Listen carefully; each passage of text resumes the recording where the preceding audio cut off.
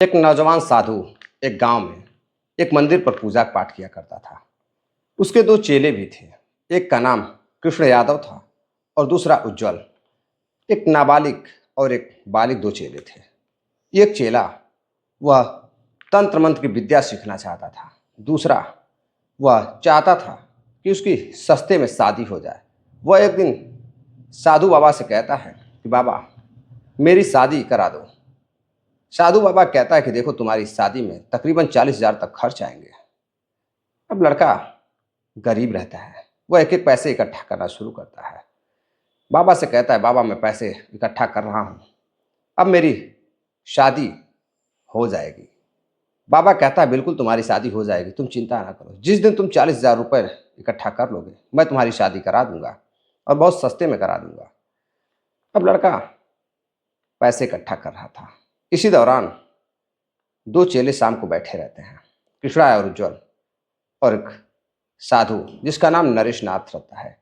नरेश नाथ कहता है कि एक काम करो, जाओ जा करके एक फावड़ा लेकर आओ और मुझे 6 फुट गड्ढा खोद कर दिखाओ मंदिर के पीछे, और इसमें मैं भी तुम्हारी मदद करूंगा। अगर तुम दोनों गड्ढा खोदने में सफल हो जाते हो तो मैं तुम्हें तंत्र मंत्र की विद्या सिखा दूंगा। और दूसरे से कहता है कि मैं तुम्हारी फ्री में शादी करा दूंगा। अब दोनों खुश हो जाते हैं कि फ्री में तंत्र मंत्र की विद्या सीखने को मिलेगी, और दूसरा खुश हो जाता है कि बिना पैसों की पंडित जी मेरी शादी करा देंगे। इधर दोनों गड्ढा खोदना शुरू करते हैं। गड्ढा जब खुद जाता है तो साधु नरेश नाथ कहता है कि एक काम करो, पास में ही कमरे में दो डेड बॉडी पड़ी हुई है, जाओ उसे भी लेकर आओ। अब दोनों इतने मगन थे कि वो ध्यान नहीं देते हैं कि आखिर वह करने क्या जा रहे हैं। दोनों जाते हैं, दो बॉडियां पड़ी रहती हैं और दोनों को उठा कर लाकर गड्ढे में दफन कर देते हैं। दफन करने के बाद अब दोनों कहते हैं बाबा अब मुझे विद्या दे सिखा दीजिए। बाबा कहता है बिल्कुल, यह बात किसी को पता नहीं चलनी चाहिए, वरना मैं ऐसा मंत्र मारूंगा कि तुम्हारी मौत हो जाएगी। अब इधर दोनों डर जाते हैं, किसी को कुछ कहने की हिम्मत नहीं करते हैं। लेकिन एक दिन जब जिंदा लाश वापस निकलती है तो लोग हैरान रह जाते हैं। तो नमस्कार साथियों, आज कहानी उसी मंदिर के पुजारी नरेश नाथ और उनके चेले और दो व्यक्ति जो दफन किए गए थे, अंकित और एक का नाम इशरार रहता है। दोनों काफ़ी अच्छे दोस्त रहते हैं। आज उन्हीं की कहानी है। समझने की कोशिश करेंगे कहानी के माध्यम से कि आखिर माजरा क्या था, आखिर हकीकत क्या है। तो साथियों, मैं बात कर रहा हूँ उत्तर प्रदेश के बागपत की। बागपत में एक गांव लगता है सिंगोली गांव। सिंगोली गांव में एक नया नवेला साधु साधु के भेष में भगवा कपड़ा पहने हुए पहुंचता है। अब वहाँ एक मंदिर पर जाकर रहने लगता है। मंदिर पर रहता है। कुछ दिनों तक मंदिर पर अच्छा काम कर रहा था, झाड़ू पोछे, मंदिर पे पूजा पाठ सब कुछ किया करता था। लेकिन धीरे धीरे गांव वाले देखते हैं कि उसकी नज़दीकियाँ गांव की लड़कियों से बढ़ती जा रही है, औरतों से बढ़ती जा रही है। वह लड़कियों से और औरतों में काफ़ी रुचि ले रहा है। तो लोगों को लगता है कि यह साधु ठीक नहीं है, इसकी नज़र ठीक नहीं है। एक काम करो, यहाँ से इसको हटा दो। अब वहाँ से वह हट जाता है। हटने के बाद वहीं से कुछ दूरी पर जाकर एक गांव लगता है लचौड़ा गांव। उसी के पास एक गणेश भगवान का मंदिर रहता है। वहीं जाकर पूजा पाठ करने लगता है। इसी दौरान उसके दो चेले बनते हैं। एक का नाम कृष्णा यादव रहता है और दूसरे का नाम उज्जवल रहता है। एक नाबालिग और एक बालिग। एक बाबा से कहता है बाबा मुझे तंत्र मंत्र की विद्या सीखनी है, क्या आप सिखा दोगे? नरेश नाथ कहता है बिल्कुल सिखा दूंगा वत्स, तुम चिंता ना करो, मुझे सारी विद्या आती है। अब इधर वो खुश हो जाता है। रोजाना शाम को जाकर बाबा के साथ बैठकर थोड़ी बहुत मंत्र की विद्या सीखा करता था। एक जाकर कहता है कि बाबा मैं शादी करना चाहता हूँ, लेकिन मेरे पास इतने पैसे नहीं हैं कि मैं पंडित को दे पाऊँ। अब वह नरेश नाथ कहता है कि ठीक है, तुम चिंता ना करो, मैं तुम्हारी शादी करा दूंगा। इसके लिए कम से कम 40,000 रुपये लगेंगे। अब लड़का सोचता है कितने पैसे वो कहाँ से लाएगा, वो तो गरीब परिवार का लड़का है। कहता है कि बाबा मैं मेहनत मजदूरी करूंगा और 40,000 इकट्ठे करूंगा, जिस दिन 40,000 हो जाएंगे मेरी शादी करा दीजिएगा। अब वो 40,000 इकट्ठे करने लगता है। आए दिन पाई पाई रुपए जुड़ाकर वह बाबा को बताता है कि बाबा आज मैंने इतने पैसे इकट्ठा कर लिए हैं। बाबा कहते हैं बस बहुत जल्द तुम्हारी शादी होने वाली है, बहुत जल्द तुम 40,000 इकट्ठा कर लोगे। लेकिन तभी एक दिन दो लड़के अपने घर से निकलते हैं और कहते हैं कि वो घूमने के लिए मंदिर के पास जा रहे हैं। लड़के का नाम रहता है अंकित प्रजापति और एक का नाम रहता है इसरार। अंकित और इसरार काफ़ी अच्छे दोस्त थे। इसरार पेशे से पेंटर था, पेंटिंग का काम किया करता था, और इधर उसका दोस्त अंकित प्रजापति वह काफ़ी अच्छा दोस्त था। दोनों की काफ़ी अच्छी गहरी दोस्ती थी। दोनों एक दूसरे के साथ जहाँ भी जाते थे साथ जाते थे, जो भी काम करते थे साथ ही करते थे। इधर अंकित कहता है इसरार से कि इसरार एक काम करो, चलो आज घूम के आते हैं। इसरार को घर से लेता है, गाड़ी पे बिठाता है और बिठाने के बाद फिर मंदिर के पास जाता है। मंदिर के पास जाता है, शाम हो जाती है, शाम होती है, रात हो जाती है। जब रात होती है तो घर वाले सोचते हैं कि आखिर इसरार और अंकित कहाँ रह गए, आए नहीं। घर वाले फ़ोन करते हैं, साथियों फ़ोन करते हैं तो दोनों का फ़ोन स्विच ऑफ आने लगता है। अब इधर तारीख आ जाती है 25 जुलाई को, दोनों घर से निकले रहते हैं। 26 जुलाई को घर वाले काफ़ी परेशान होते हैं। परेशान होने के बाद आसपास लोगों से पूछताछ करते हैं। मंदिर के पास आसपास जहां उन्हें शक होता है कि अंकित और इसरार गए होंगे, वहां जाकर तलाश करते हैं, लेकिन कहीं कुछ मिलता नहीं है।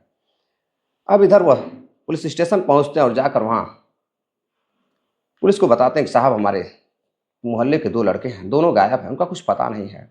पुलिस कहती है ठीक है, आप पता करिए, थोड़े काम में हम बिजी हैं, बहुत जल्द हम उन्हें ढूंढ निकालेंगे।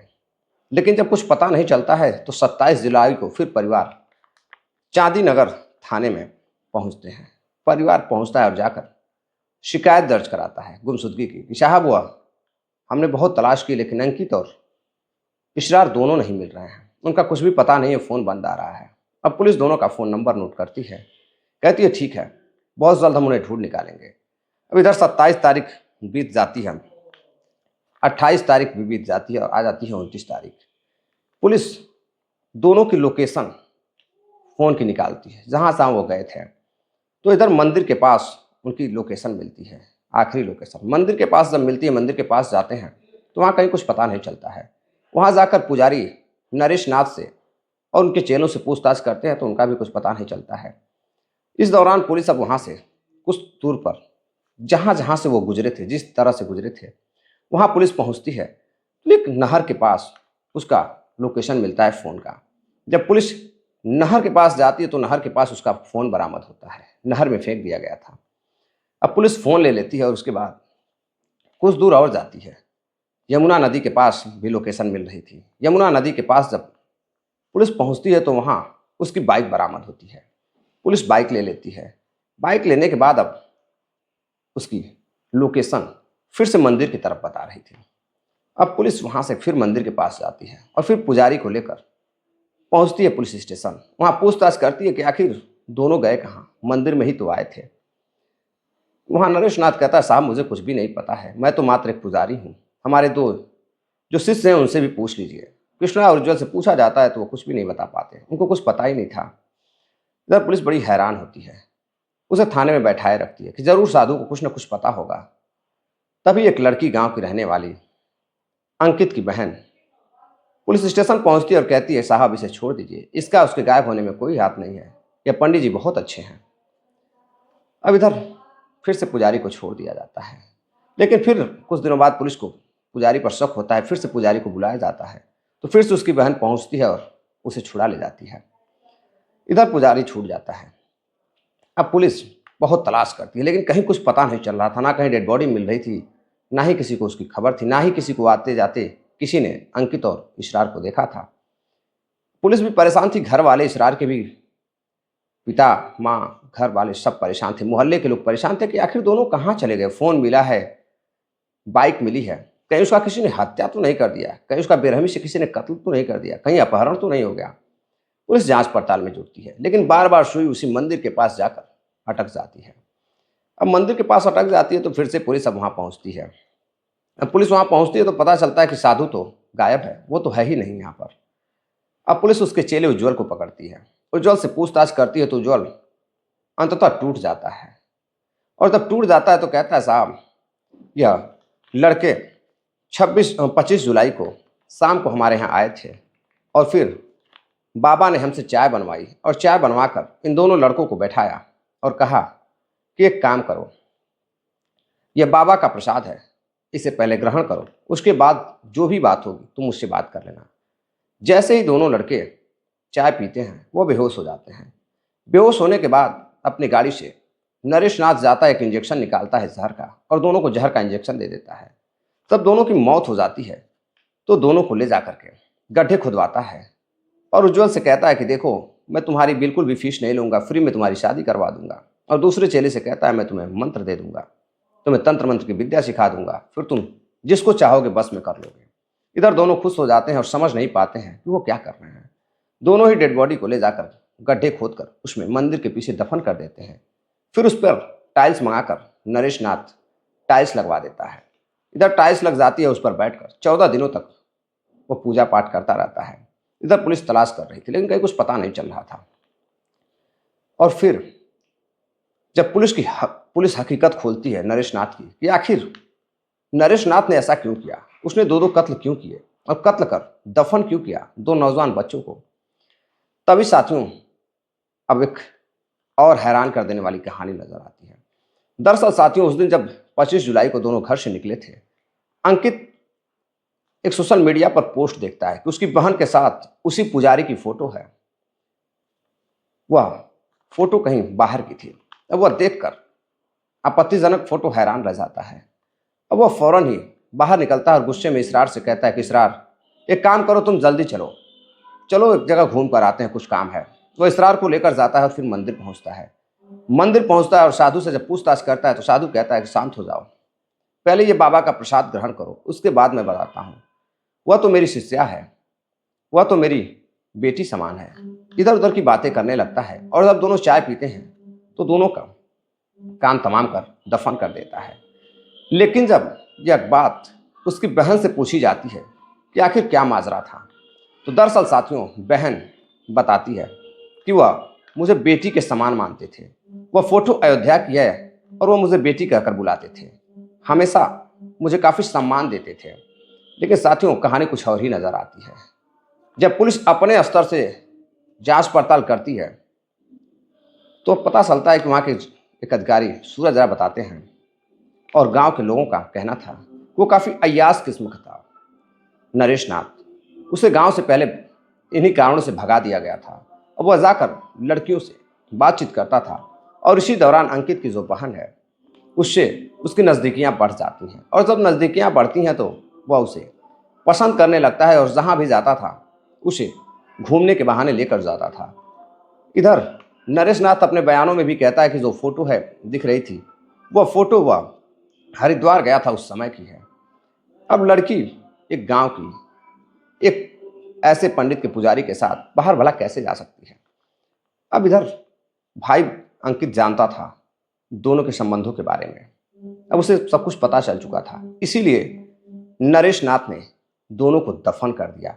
लेकिन साथियों पुलिस जब उसकी बहन से पूछती है तो बहन बार बार कहती है ऐसा कोई बात नहीं है, ऐसा कुछ भी नहीं है, मुझे तो पता भी नहीं है उसे क्यों मारा गया। अगर बात नाजायज संबंध अवैध संबंधों की है तो वह मुझे बेटी के समान मानते थे, लेकिन दोनों हम उम्र थे तो वह बेटी कैसे हुई। पुलिस का मानना है कि यह नाजायज संबंध में उसने हत्या की है और हत्या कर दोनों को दफन कर दिया है।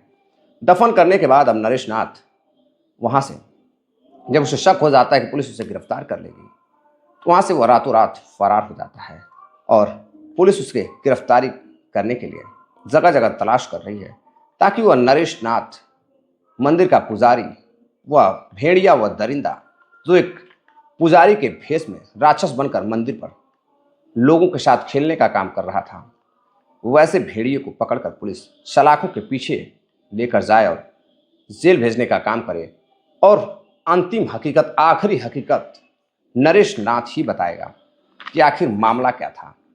वैसे तो पुलिस मामले को नाजायज संबंध और भी कई ऐसे सबूत पुलिस को मिले हैं जिससे यह प्रतीत होता है कि यह संबंध या कत्ल नाजायज संबंध अवैध संबंध के रूप में किया गया है।